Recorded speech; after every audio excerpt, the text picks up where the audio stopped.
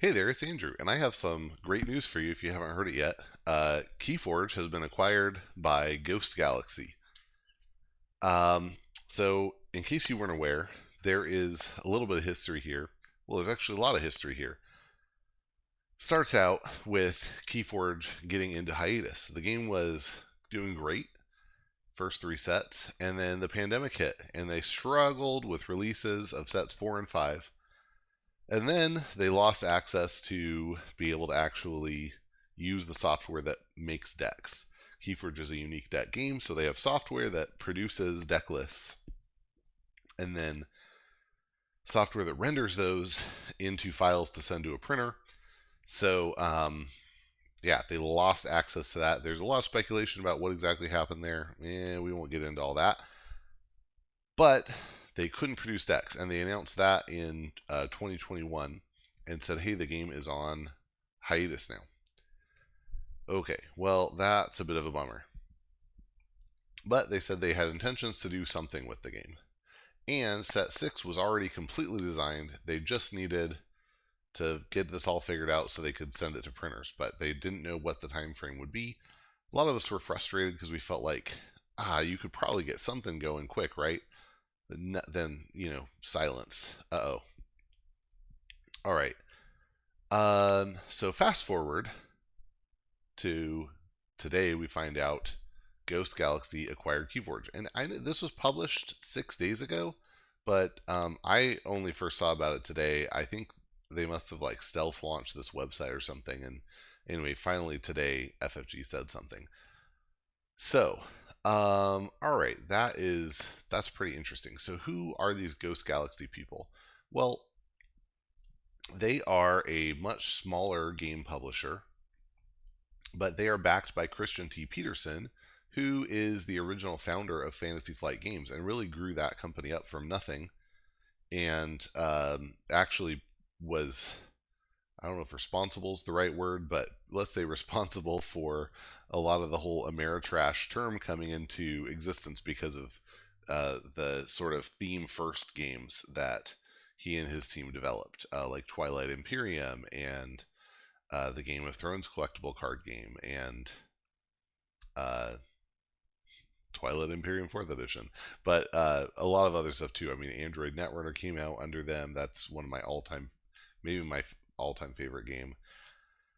And anyway, they did great stuff. So Christian Petersen knows what he's doing. FFG got acquired by Asmodee, and Christian Petersen became the CEO of Asmodee North America, but then left after a pretty short period of time. I'm sure there's some politics there. We're not going to get into that. But he knows what he's doing. I don't know how directly involved he's going to be, but I do know he really likes to explore new stuff. And in fact, there's a mention that uh, they were already working on some unique game-oriented software, although they didn't anticipate taking on a mature product like KeyForge. So I think this is in great hands. I think these are great people to be running KeyForge going forward. Um, they are going to have to figure out on the organized play side. They don't have as big of a team. I think that's going to be an interesting challenge for them. They got to figure out the logistics. The first set of KeyForge had a big problem. I think they did 3 waves of printing because the first wave sold way more than they ever thought it would, and then they printed more, and it turned out they needed even more. And FFG actually has a history of struggling with that. So under Christian Petersen, so I don't anticipate him being a magic key to solving that. Haha, key. Yeah, but anyway, it's fine because I think he's somebody who will do interesting things, and um, it's going to be good. So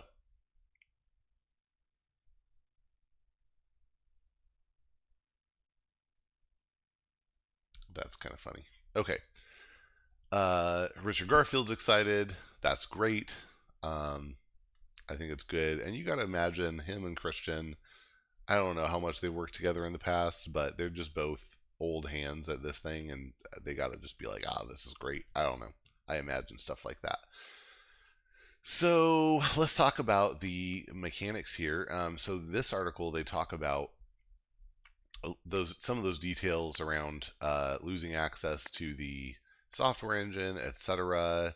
They talk about how hard it is to do this type of thing, and then they talk about their plans. So, and actually, they said that part of this is Asmodee. The way they phrase this here, I don't know, this could be just being nice to people, but the way they phrase it here is that Asmodee was concerned for KeyForge and its players. I guess they must have thought, we can't do this justice. We got to get somebody who will. Let's hand it off. And so they approached Ghost Galaxy about acquiring the IP and the game. Um, and neither side was that an easy decision, but I still think it's great. So, and they said they were impressed by the continued strong fan support for the game, which there just has been. It's been really good fan support. There have been leagues with money involved and really high level of play, and it's a strong, friendly, inclusive community. So I think it's just a lot of good things. And they have to say, wow, come on, this is an easy market here. So yeah, and Winds of Exchange is ready to go. Come on. And they do mention the 2.7 million registered KeyForge decks already. So nod there to just how many decks are extant in the universe. The first thing I thought was, okay, they're probably going to do away with old decks, but I think they addressed that in here. So they closed the acquisition in June, and so now they're trying to listen to people. They're building out the software engine to be able to produce and render decks for printing. They need to figure out the commercial release plan. Again, I think, it'd be a bummer if they do the same thing again where they do a slow, low volume release and then realize they have to make more later. And in this market, with the way game production has been weird under COVID, I think that would be extra bad. So fingers crossed that they just overdo it, because I think the market's there. I think it'd be the right choice, but they got to figure that out for themselves. Um, and then they talk about organized play. This is interesting. Having a fun competitive scene is a critical priority for them. That's good. This is a little weird. Many felt the former organized play program was confusing and spread across too many game variants. Um, that's probably true, in part because like they did some weird stuff, like doing the Grand Championships for North America as sealed triad was just super weird. Like that's sealed. If you play KeyForge, I think you can imagine sealed triad is a terrible format idea. You have to look at the three decks without seeing the list, and just based on the houses choose which one you want to ban. That's like really lowers the skill level compared to like a normal triad. So I don't know why you would do that. But they did. So they would do weird stuff like that that wasn't even an official thing, an official format. So um, hopefully there's like less of that. Although there are some fan-made formats, I really hope they'll consider doing in some official capacity. And I hope they don't get rid of formats like adaptive. I mean, adaptive, triad, Archon reversal, so good. And I hope they don't get rid of any of those. I would love to see a better a version of uh, sealed auction that has better support, or maybe not. It doesn't have to be sealed, but some sort of auction format that has a little better support in the app. Because I think the logistics of managing a deck auction were what made it a little rough, but the format itself is fantastic. All right, very skill testing in my opinion. So okay. So anyway, but they do want to do OP. They're going to be using Gem. That's kind of funny, but that's fine. So they have lots to do. Great. They're not sure how much localization they're going to do. Going to drop a bunch. That's a little sad. Um, I think like the major markets for KeyForge that I'm aware of are like U.S., Italy, uh, Australia-ish, but I think that's dwindled a bit. And then like, well, of course UK. So there are so a lot of English-speaking countries, and then Italy, and then like Thailand, Hong Kong. Singapore, I think, all had pretty good scenes, and I'm sure there's some I'm missing there. So I'm sorry. There are good KeyForge communities in some places I didn't know. The Nordic KeyForge League is doing great work out there. So anyway, it's a bummer to lose localization because for some of those people, I imagine like playing locally in your own language just has to be much more fun than playing in English. Even though I think a lot of these folks know English or have learned English, but so if you're going to do it in one language, English is probably the most broadly usable. But at the same time, I know like playing in your own language is just easier and more fun. So I hope they find a way to keep some of that going. Um, and then deck registration and player count. So the deck registration software will continue to reside at keyforgegame.com for the next 6 months. And then they're going to have the software ready to transition the decks and player accounts. That is super interesting because transitioning decks means, yeah, they are actually going to keep the old decks playable, or at least that's certainly what that implies. So I'm really excited about that. Um, I was very concerned when I saw that there was an acquisition that, oh no, they're gonna drop old decks, but nope. And they're going to be communicating, blah, blah, blah. That's great. Okay. So, yeah, I think this is all good. These are just good people to have this game in their hands. Last thing I'll cover really quick, they did release an article that is talking about some of the new mechanics in Winds of Exchange, and that'll be interesting. So so they have this idea here of token creatures, and token creatures are basically you'll have a reference card, so it's your 37th card, like in Dark Tidings you would have the Tide. In Winds of Exchange you will have a token creature, and then there are um, various card effects that will interact with tokens in some way, and that's the central theme to Winds of Exchange. So that's interesting. They're really going big on this thing. Um, yeah, I'm interested to see how that turns out.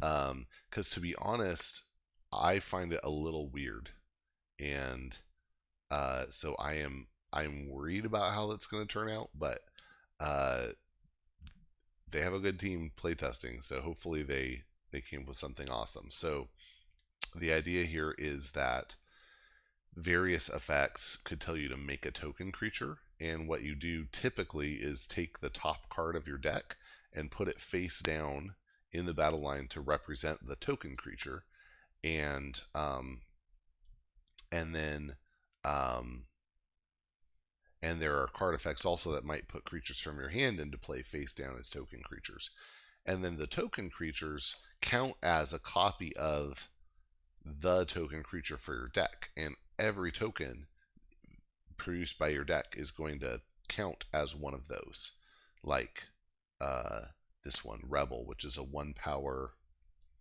Martian Rebel that has Reap, deal 1 damage to a creature. Um, and so here are three different token creatures from Mars.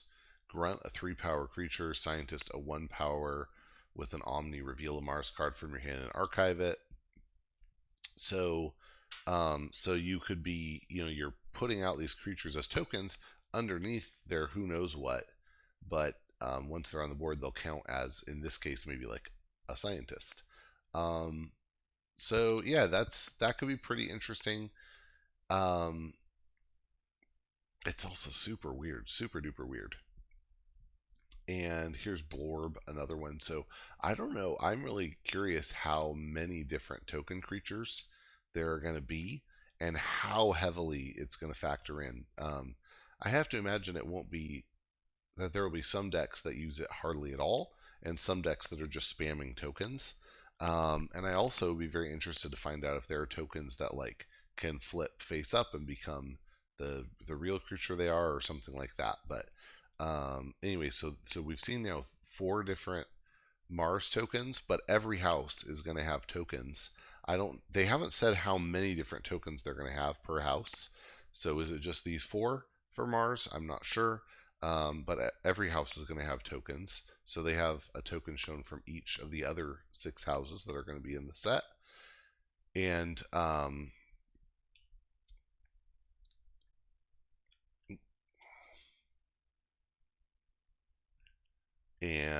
yeah, it is interesting. Um, they're like they're kind of none of these would be a good enough creature on their own.